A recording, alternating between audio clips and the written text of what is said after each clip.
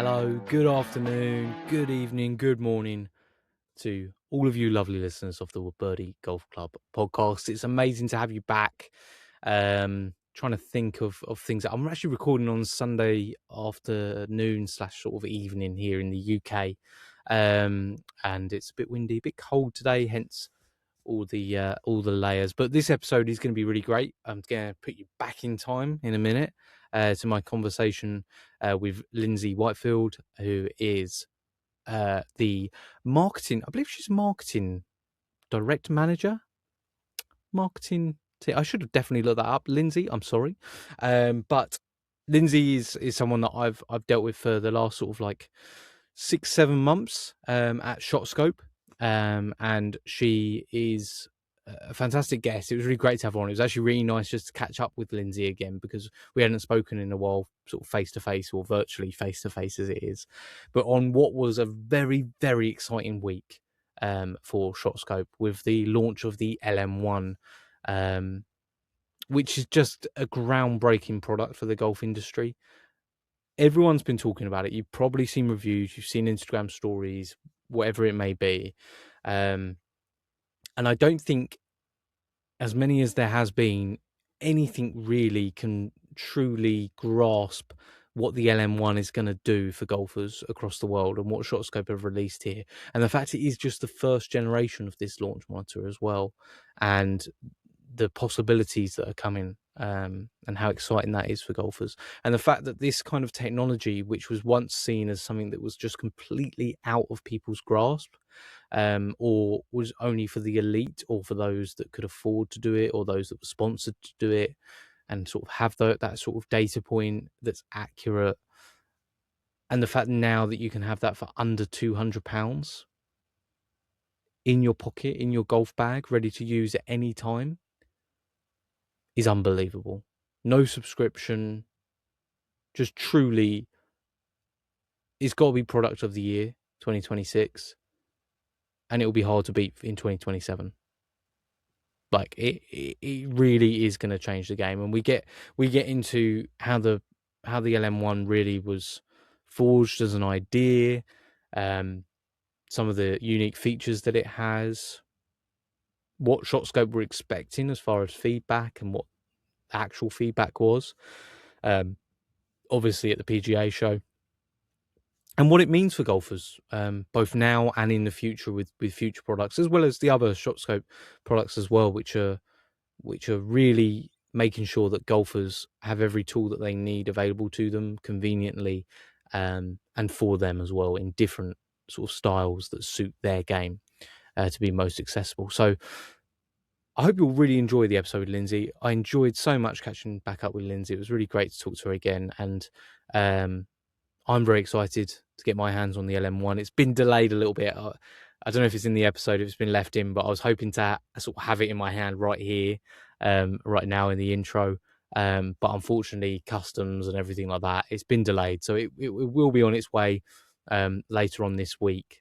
So reviews will be coming out, my reviews of it, how I'm going to incorporate it into my practice, and there'll be plenty of future content as well on that front. Check out the description if you want to get 15% off at ShotScope, partners of the podcast. I would say tech partners of the podcast is ShotScope, and I greatly appreciate having them on board and the ability to be able to reach out to them, speak to them, and obviously the fantastic opportunities it gives me to use ShotScope products and get better at golf myself, which I'm hopefully slowly doing. I hope you had a wonderful week. I look forward to you listening to the episode. I was just looking at the stats as well, just before we get into the episode with Lyndsey. I was looking at some of the countries that listen to the podcast, and top is UK with like basically 50% in the UK, then the US at 30%, but then Canada, Australia, Ireland, Sweden, Germany, Spain, Denmark, Jersey, Netherlands, just to name but a few. And then very remote listeners in Malaysia, Kenya, Ecuador, Cambodia, Bahrain, Cyprus, Trinidad and Tobago. I would absolutely love it, wherever you're from, if you could just put in the comment of this episode where you've listened from. That would be amazing. That would truly make my day, and I'd love it. And as always, if you're not subscribed to the podcast or following the podcast, hit that subscribe button, hit that follow button. Don't miss an episode, and it really does help out the channel as well. But like I said, would love to hear from you, where you are, which city you're in, what country you're in, and where I'd say where you're listening from. That's what I've just said. Anyway, that would make my day. Would love it. Thank you so much. Let's get into the episode with Lyndsey this week, and let's learn more about the LM1 from ShotScope. Hi, Lyndsey. Hiya, how you doing? I'm good. How are you? Yeah, good, thank you. Oh, good. It's been a long time. Yeah, I know. But it's good. The spring's kind of just round the corner. It's almost golf season, so it's good times. Oh, yeah. Oh, don't. Honestly, after the winter that we had, I wondered what the sun even looked like anymore. It was dreadful, wasn't it? I know. Me and my husband got out and got our first round of golf in at the weekend there, so it was nice to get back on the course. Oh, nice. Where did you play? Broomy now, so that's just our local course to us in Bonnyrigg. So we've just both joined there as members this year. So nice little course, Parkland. Nice. But yeah, I often think I wish my wife played, but she is just not interested in the slightest. She's like, I took her out of golf course once, and she was just like, "It's pretty, but I don't care about hitting the ball." Yeah, I think working for a golf company, I kind of had to play. So my husband's quite lucky 100%. In that respect. Did you? I can't remember if we spoke about it before. Did you play like before you joined ShotScope, or was it very much joined ShotScope and it was like right? So I joined ShotScope and then I kind of started golfing. So I actually worked in a golf club as a student. Funnily enough, so I worked years in a golf club. Just like behind the bar, in the pro shop, etc. But never took up the game. And then the opportunity came up like almost 9.5 years ago to join ShotScope. So I kind of really came in to help with their marketing and design and brand. And met David, the founder, and just got hooked on his vision for the company, like just what he was trying to build. Back then it was one product, or performance tracking product, and I didn't play for I kind of picked it up when I first joined, and I was like, I'm going to have to spend so long to get good at this. You've got to commit a lot of time to golf. So I kind of stopped for a bit because I had loads of hobbies, and then about 3-4 years ago I was like, right, I really need to seriously play golf, because I was getting to go to all these incredible golf courses, and then I was sitting in the bar just working, and I was that's no good. That's not fair. No, so, it's really helped me in my career at ShotScope as well, kind of understanding the game more when you get on the golf course. So we were surrounded by great golfers at ShotScope. I think for Jen on the podcast before as well. So she plays for the Scottish Amateur ladies team. That's right. Former pros, PGA coaches, kind of mid-tier handicap. So, and then golfers like myself who were quite new to the game. So we all look at it from a different perspective, which is really nice. And that really helps when we start building products and goes into the product development as well. So because it seemed when I spoke to David, like it seemed like the vision for the company very much came from golfers' feedback. Like that's kind of how he was like, right, there is something here that people want.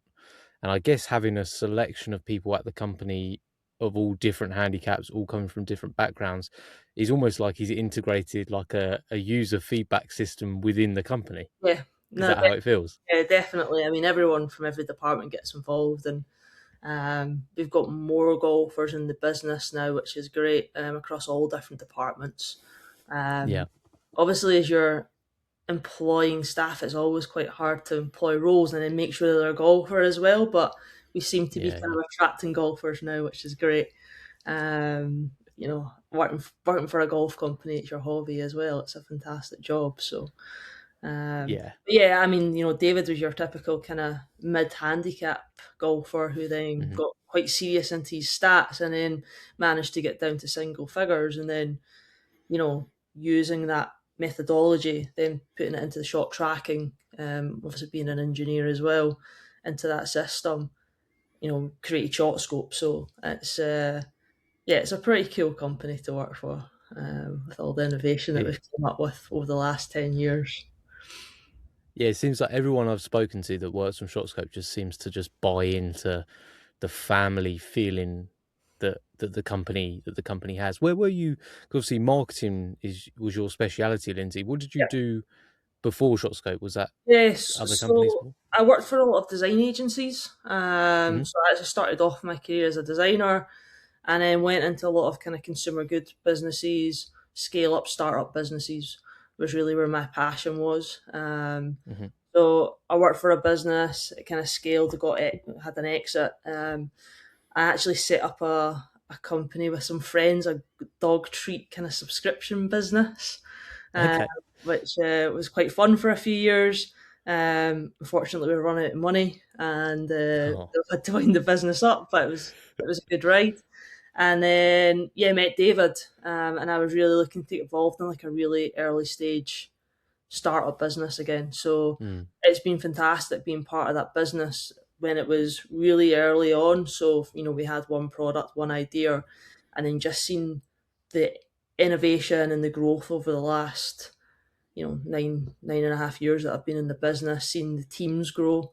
And then that's allowed me to kind of move up within the business and kind of head up the marketing team now. So it's good as well. We've got a team there where we're all sort of quite kind of doers within the company. We're always getting involved everywhere, but it's nice now that we've got more specialists within the business that we're not burning the midnight hours all the time. Yeah, late nights back in the day trying to build a business, but it's difficult, right? Because it's especially, I guess, for David when starting off, but he seemed to have that background where delegation was kind of part of what he knew. He knew how to build companies. I know he said he helped with a little bit of that with other companies in the past. But for people like yourselves that kind of want to do things, is it one of the toughest things to sort of pass on a project maybe to someone else because you just realize the time isn't there with the other things you're juggling as well? Yeah, I think, as the business grows, we all need to kind of pass things on now. And I think that's the biggest challenge now, is stepping back from things that you used to do. So, but it's great. I mean, we've now, I used to be quite involved. I mean, I still am involved in the product development, but not as much as I am now, as I was, sorry. So, you do get to focus on your area now and spend more time on that. So, but we've now got a fantastic product development team there, who are really focused on building really cool products like the LM1. So. Yeah, that's a good segue, because I think one of the opening questions was, is there anyone at the company, or is there maybe sort of like some friendly infighting of who really conceptualized the LM1? Is there somebody that wants to claim it? Who wants to claim it? I mean, we're always thinking of like golf ideas, being all being golfers, we're always thinking of tech. And like I say, we started a shot tracking business, and then we went to rangefinders and really built out that range, and really a product for every golfer's our motto there. Making sure you've got the shot tracking, which is not for every golfer. I recommend that all golfers do shot track, because it's the quickest and the easiest way to drop strokes, right? See where you're going wrong pretty instantly. Yeah, exactly. So, but we do like on-course data really well. But there's always been this burning desire to kind of take that off-course data. And then the launch monitor segment is just growing in the US. So we've seen that growth, and we looked at the market, and we could see that a lot of the devices out there were really expensive. So to actually get a launch monitor, I mean, your kind of leading launch monitors are $5,000-7,000, plus. Your more affordable launch monitors sit about the 600 £600 mark, $600, but a lot of them have subscriptions bolted onto them as well. So it is quite an expensive entry point to kind of own a launch monitor. So we definitely seen that as a bit of a gap in the market. Probably didn't realise how big a gap in the market it was. With the amount of demand that we've seen off the back of the LM1, but yeah, I mean, I want to say no one, nobody kind of was the one that said that was my idea. I'd sort of be interesting to see if there was someone in the company that just every time it gets brought up just goes. I'm sure someone will claim it. I'm sure someone will claim it. I could probably, if I was going to guess, I'd probably say who it was, but I wouldn't name them.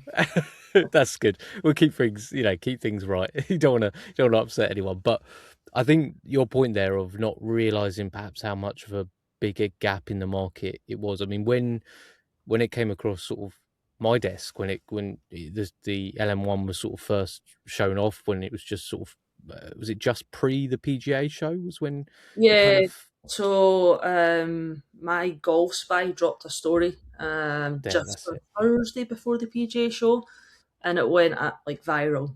So off the back of that, really the demand at the PGA show was incredible. I mean, I've been going for quite a few years and couldn't believe, the amount of people and the buzz around the LM1.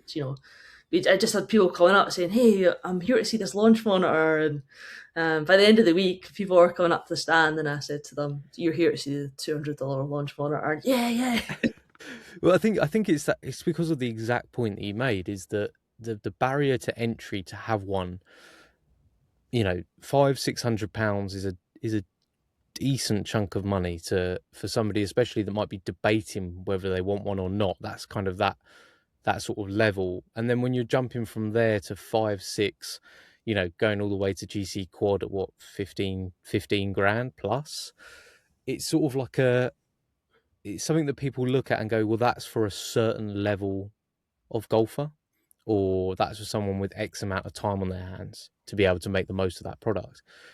Whereas sitting at like the £200, I must admit that was, I think, for everyone, when they saw the launch monitor, obviously it looks great, the data it gives you is great as well, but just that price point is suddenly like, wait a minute, this is portable enough, I can just carry it around with me whenever I practice, wherever I practice, but I'm also going to get all that data, and suddenly it's at a price point that people can go, well, yeah, that's understandable, like that's what I want. I mean, it really did just completely shake the industry, didn't it? And you felt that at the PGA show.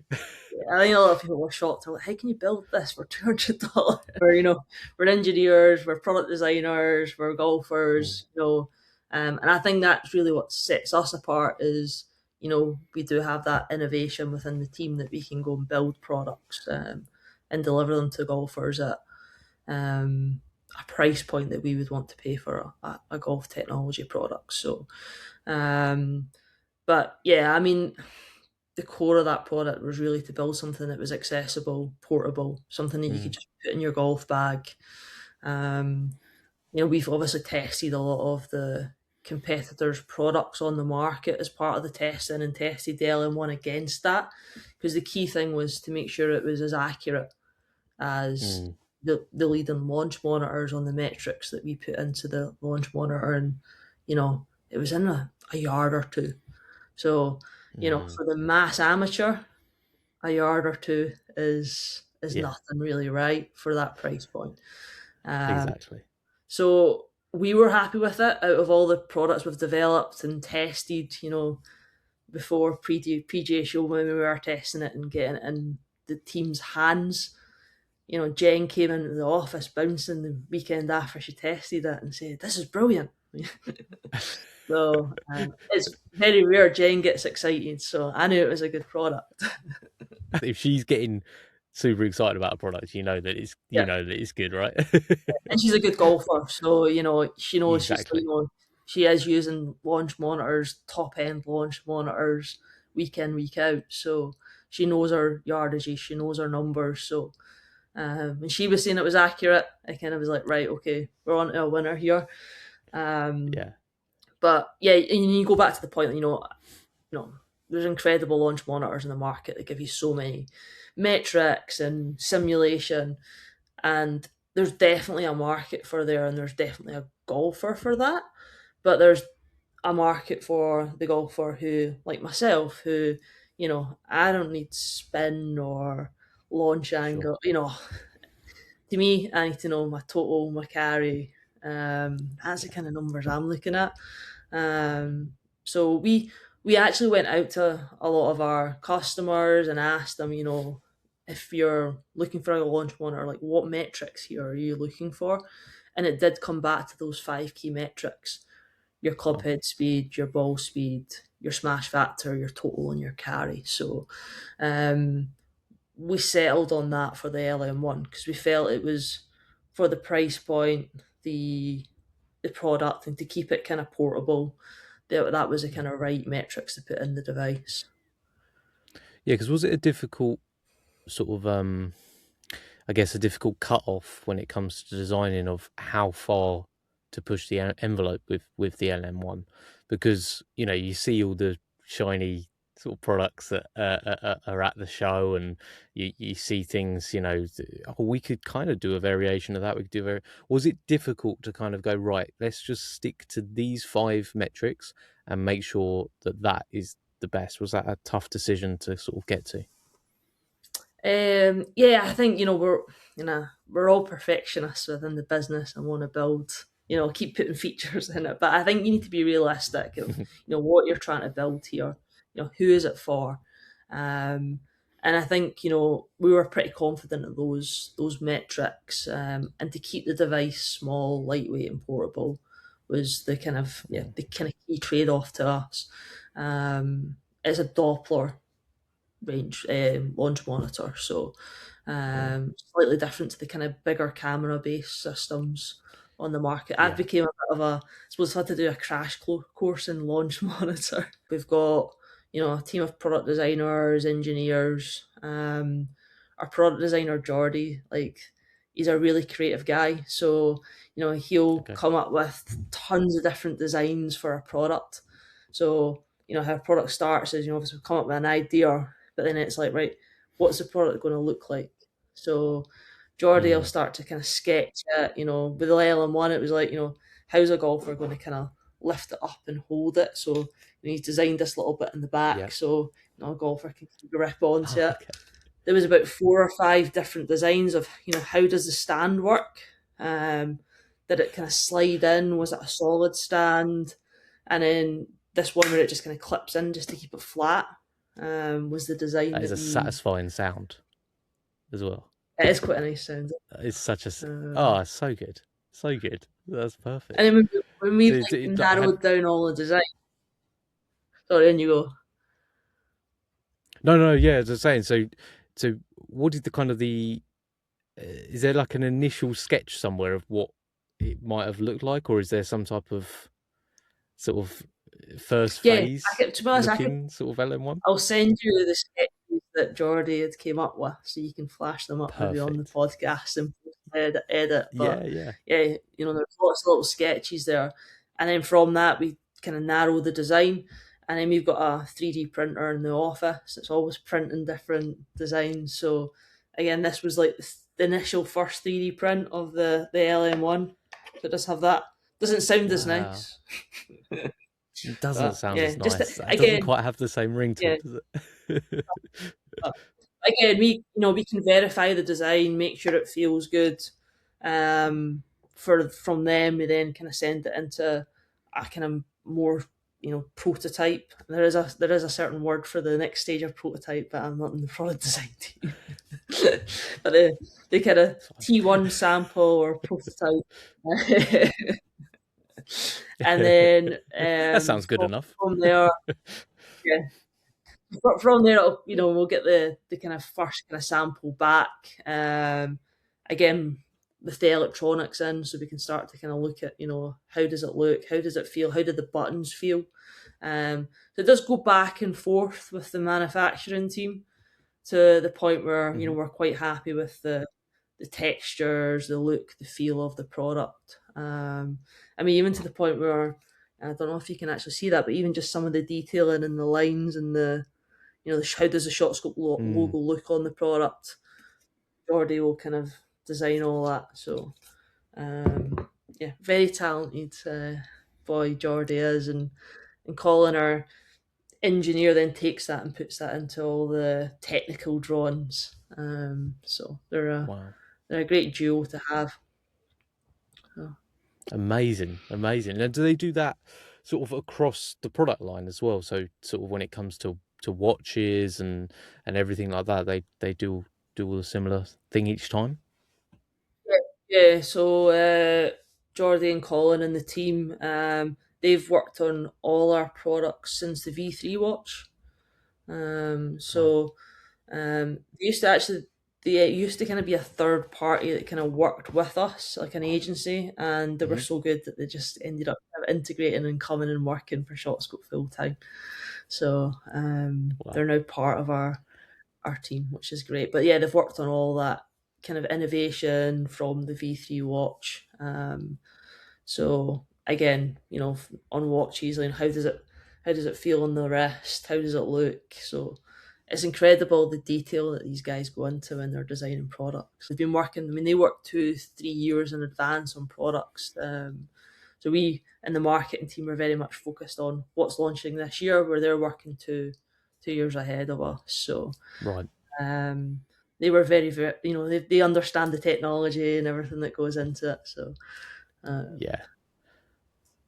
I mean, it's one of the things I think that works really well, and I think what caused quite a bit of the buzz as well is if another company maybe had come up with this launch monitor that is $200 and these are the things it's going to give you, this is the way it looks, everything like that, I think people would be excited, but they would also maybe be a bit of sort of apprehension about it, because okay, but is it just going to be a bit of a toy launch monitor that's not going to give me real data? I think the fact that people in the industry that know ShotScope know the lengths that ShotScope go to make sure that their products are accurate. I mean, when I had David on, he was talking about the course mapping and the unbelievable work that goes on with the servers and everything else, just to keep everything up to date as it possibly can be for every single golfer every single time they go out on the golf course. So knowing that it comes from a company like that, I think it just filled people with confidence that it was going to be like the real deal for that price point. No, definitely. And we've worked months testing this and making sure, refining it, and making sure that it was right to go to market. And it launches obviously the 26th of March, so only a few days away. So it's exciting to kind of bring that to market finally. And how has it been? Obviously buzz and excitement is great, but how has it been sort of managing that, and then obviously managing expectations, which is obviously a huge part of your job as well? How has the company coped in a great situation, but also probably can be quite stressful? Yeah, I think coming off the back of the PGA Show, obviously it was great. I mean, we were buzzing.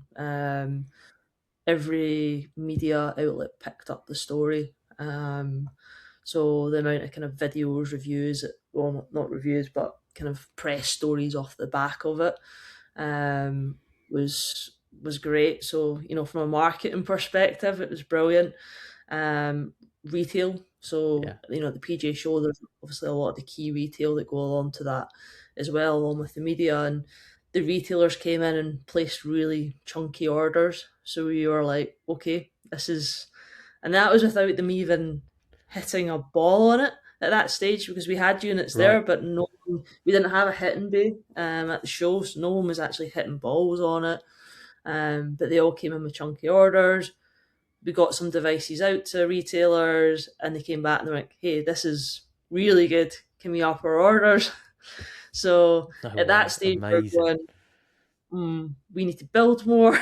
So we had obviously forecast so much for the year, but obviously being a new segment, it is a trade-off. It's like, how many units do you build? So yeah, we've been going back and forth and kind of scaling that up pretty rapidly over the last 6-8 weeks there. So yeah, it's going to be interesting when on launch day. Yeah, I mean that office is going to be very busy, I thought. But also, like you said, I mean it is a great problem to have. Like the fact that 100%. they were willing to I'd place rather, orders without using it. Yeah. and I'd rather I've sold them rather than sitting there going, how are we going to sell these, right? Yeah. So, our sales guys are quite happy. And also from a marketing perspective as well for you, the fact that marketing's also kind of being done by third party sort of people as well, because they were so excited by it. I had the guys from Play Better on because of kind of give you a rundown of everything at the PGA Show, and like Dan could not stop talking about the LM1. He's just like, I just seriously think he's like, it's so simple as an idea but executed so well that that's exactly what the golfing market needed. I think people are kind of surprised it hasn't been done before, but then like you said, with the ShotScope background and the engineers at the heart of it, it's no real surprise that it's come from you guys. There's obviously a lot of the features have been shown because of the amount of sort of awareness that there is of the product. Is there any other features that maybe haven't been highlighted as well that you can think of? I mean, I've got one here just now, so There you go. Yeah, it's quite. It's tiny, isn't it? It is, yeah. So, what I love about it is actually the carry case you get with it. So, I know it's a simple feature, but even just having the premium carry case with it is fantastic. And then the fact that it integrates with the ShotScope ecosystem and the app. So, again, you can then pull your off-course distances into your ShotScope app. ShotScope, we can do total distance and we give a performance average distance, which excludes all your kind of outliers. But we've never been able to do the carry distance, obviously, through the ShotScope system. So having the LM1 and then pulling your carry distances into there as well, which, is a more important metric to really track on the course. Well, can I carry that bunker? I think that having that feature and having both that, tracking data and the LM1 data together is really powerful. Yeah, so that's interesting, because that's definitely been something that's been missing, right? Because the total is obviously very helpful, but having that carry, because the X5 that I use, I quite often will look at like bunker distances, carry to carry it over the bunker and everything, but then having that ability to know how far you carry the ball in practice as an average as well is going to be huge. So I'm guessing the software across the board is going to be updated sort of as and when the LM1 comes out to integrate carry distances as well. The ShotScope app, so you can tap into the section within the app and it'll tell you all your kind of carry distances and all the metrics that are tracked on the LM1. I mean, we've obviously done the first iteration of this. I expect the app, as we always do, to get updates over time, and as we get feedback from golfers and say, hey, can we add this feature into the app? We can develop and add that in. But in general, it's a pretty simple device. Pulls the numbers in, but just having that data at your fingertips is really powerful. Oh, absolutely.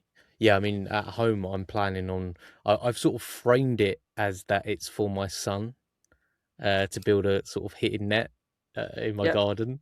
But I think we're all aware who it's actually for. But it's fine as long as we can keep that sort of storyline running. Yeah. But even for golfers, that a lot of golf courses don't have ranges, right? So before they're round, they're just hitting into nets. Having the ability to, like you said, have the case ready to go, put it out, put it behind you. What's the recommended? Is it 4 feet? Is that the recommended distance? 5 to 6 feet. So it's a driver. We basically say a driver and a mobile phone is kind of that distance. Okay. That's what's the way to remember it. So 5 to 6 feet directly behind the ball, and it'll pick up the shots pretty accurately. It also does swing speed as well. You just need to put it slightly further back, so another further 2 feet, about 8 feet behind you, and then you can do swing training on that as well. So again, it's a pretty good device. And then, we've got like large digit display on there as well, so you can have the numbers quite big, or you can have all the metrics on one screen. And then because you're part of that ShotScope ecosystem, you then get into the kind of workings of the ShotScope app. So even with the LM1, you get access to our GPS map data. So say you were on the golf course, and you can pull up your phone, you get front, middle, and back distances to all the greens. You can, basically you've got a GPS app that, a lot of golfers pay a subscription for to another brands. I'm not going to name any other brands, but another brands can GPS. So you get this one that's all mapped by our team in house. Yeah, that's it. Because I hadn't really thought of that before. Because obviously some people might look at it and go, yeah, but I really like the simulation kind of stuff that happens with other apps. But very simple to almost play. You could literally look up the course you're playing that weekend and go, okay, I'm going to play the first hole now. I'm going to play it based off of the distances that I'm playing right now. So a little bit more legwork, but at the end of the day, you're also paying a price which is like making it affordable for everyone at the end of the day. Obviously, probably a difficult question to answer, but there's generational stuff that happens within the ShotScope family of products, right? With the other products we're on of 5 and 6 and so on. Yep. Has there been talk as to where you're seeing the LM1 going in future, and what kind of that might look like for people? Yeah, I mean, the LM1 was really designed as a portable mini launch monitor, really creating a new segment there. I see that really as an entry level launch monitor for golfers. Yeah. Someone who doesn't have the setup to put a full sim in their house or garage. Someone that maybe does have a sim and wants something that's like a secondary launch monitor that they can kind of take to the course. They don't have a range there. But there's definitely a market for other launch monitors, for the more advanced golfer that's looking for something with spin or more metrics. So, as with all our products, we have always, built out that range. So, I'd say watch this space at some point, potentially. Yeah. No, I like that. I like that. It's just... It's making sure that it remains like the key of what ShotScope's all about, and that's being accurate and for golfers, right? Rather than sort of just... I see that as a product that will just stand time. It's a great product. It's not something that will look to, probably upgrade that particular product, because I think it's a really strong product on its own. I can see that in 5-6 years' time still selling lots of units, because it's just, it's a great product. A quick question from it: USB-C charged, or is it a USB-C charger? So just on the side here, kind of just flicks up and it goes in there. Perfect. You get about 5 hours charge on there. Wow. So okay. It will last around the golf or a range session. So a couple of range sessions before you need to recharge it. So. I think it's going to be one of those products that if people have been living under a rock and they haven't seen it, like when it starts making its way onto ranges, onto golf courses, onto practice areas, that it's just going to be like one of these things that's just sort of catches fire socially as well, right? Rather than just on social media. Definitely. I mean, there has been a ton of coverage out there already on it. But I think there's a lot of golfers that don't look at social media. Gavin was playing at the weekend. He went down and he got the LM1 out. I think there was 6 or 7 golfers who were hitting it in a net. 3 of them had heard about the LM1. The others were like, where can I buy this? So, yeah, I mean, once it gets out into the open, we've had a media embargo for reviews. So, obviously we've kind of put it out at the show, but we've sent it out to reviewers. So from the 26th of March, when it goes on to general sale, you'll see the reviews starting to drop. I've had feedback already from some of the media that have had a unit, and it's all been very positive. So that gives me confidence, Yeah, it's good, right? It's good. So yeah, it's just keeping up with that demand is going to be the biggest challenge over the coming weeks and months. But it's as you say, it's a fun problem to have. Yeah, absolutely. I mean, LM1 aside, with the ShotScope sort of as a business, what's some of the things that you're looking forward to the most as a company over the next sort of like 12 months that you've got coming up, other than obviously the release of the LM1 has probably been a date for the diary for a long time. Yeah, I mean, the LM1s, it'll be great to get that out. We've just released our H50 handheld, which went to the market last week. So, again, really good device. It just gives a golfer a different way to get that GPS data. To me, I love the watch. It's just the simplicity of that automatic tracking, just having it on the wrist. But, anyone who really wants to look into kind of course management and get that kind of bigger image, the H50 is a fantastic device for that. A lot of people say, why don't you just use a phone app? Well, I think we obviously map all our own course maps, so it's super accurate. And 2, I hate being interrupted on the golf course. Like, I love being able to put my phone away for 100%. 4 hours and just no interruption. Yeah. So I think that was really the GPS handhelds really come into their own. Yeah, no, I completely. I'm a big sort of proponent on this podcast of just, if we can just get away from it, like on a phone, way too much anyway, for like 4.5 hours, whatever it might be, it's fine just to put the phone in the bag, have it on emergency mode. Like if someone rings me twice, let me know. That's fine. But I don't like looking at my phone. Like I've used apps before and it's phone integration, and okay, it's cool, but I'm also still then distracted and on my phone.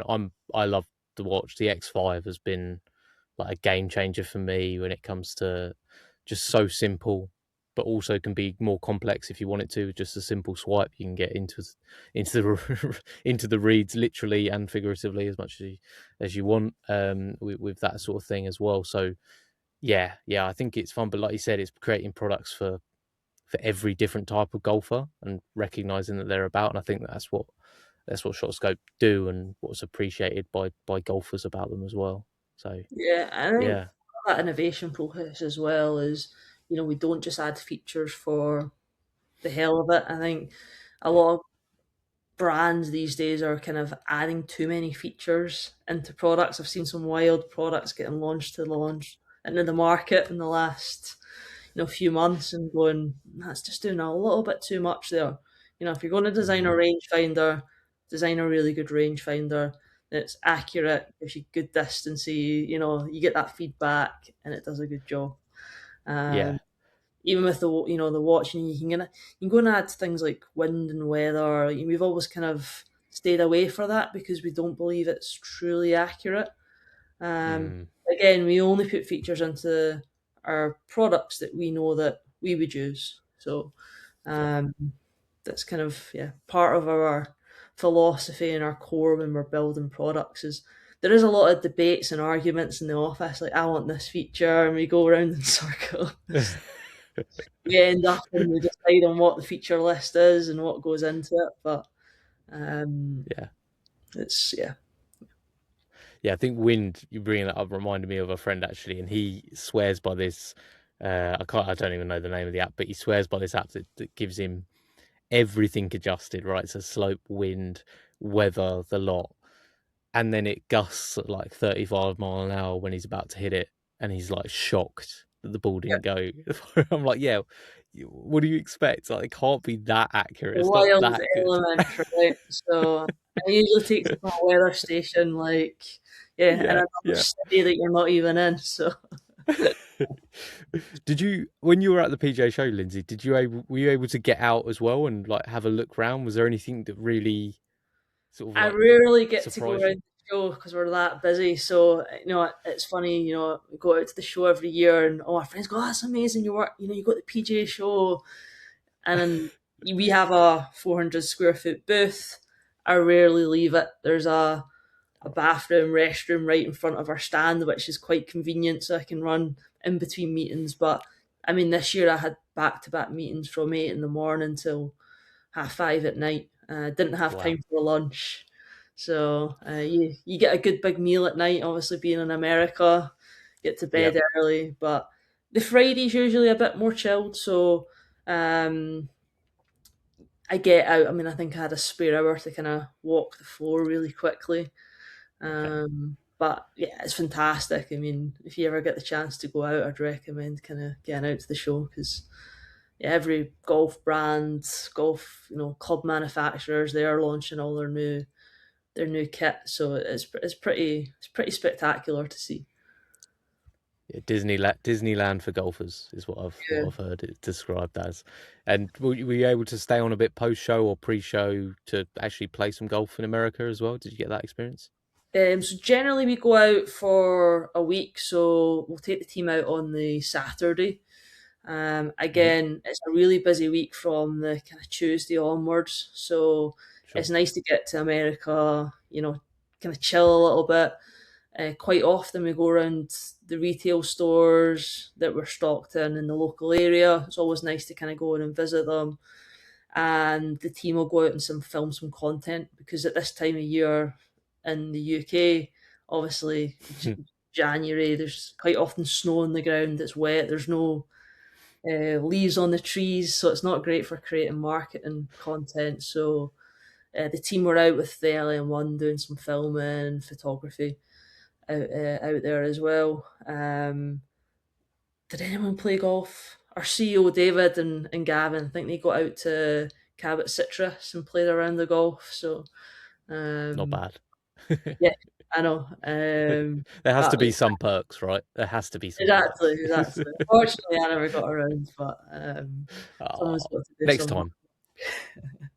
Next time, book it in the schedule. Just set a meeting up for 4 hours at Cabot Citrus. yeah. Wangle that one next. Well, listen, Lyndsey, I mean, it's been great to have you on. It's great to see you again as well and get a chance to really to catch up. And no, not at all. I appreciate your time, and I think the golfing industry in general is very, very excited for the launch of the LM1 and what the impact I think it's going to have beyond just the data and everything else is also kind of changing the landscape for how golfers can practice, which is just a huge part of the game as well. And there's some guys that literally will spend a month going to the range instead of going to the golf course, and having the ability to do that now with the data that they need to play better is just going to be transformative. So on behalf of the golf community, thank you to ShotScope. Thank you, and we'll get a unit out to you this week to kind of start playing about with and exciting stuff. So I've got some stuff to move around to get this net set up and get better quick. I know, but I'll set you up for the season, right? So I cannot wait. So yeah, I'm looking forward to that so much, Lyndsey. It's one of the great joys of the podcast is being partnered with ShotScope and just the ability to talk to people like yourself and obviously just get better at this game with ShotScope's help is huge. So definitely, I mean, it's always part of our kind of core and philosophy. Every product that we design's all got to be about getting better and improvement. So that's always going to stay true to ShotScope. So yeah, I love it. Thank you so much, Lyndsey. Perfect. Thanks, Dave. Really appreciate it. And yeah, let me know once you get a unit in your hand how you get on, and all the great rounds that you're going to get in this year. Let's hope. Thanks, Lyndsey. Cheers. Bye.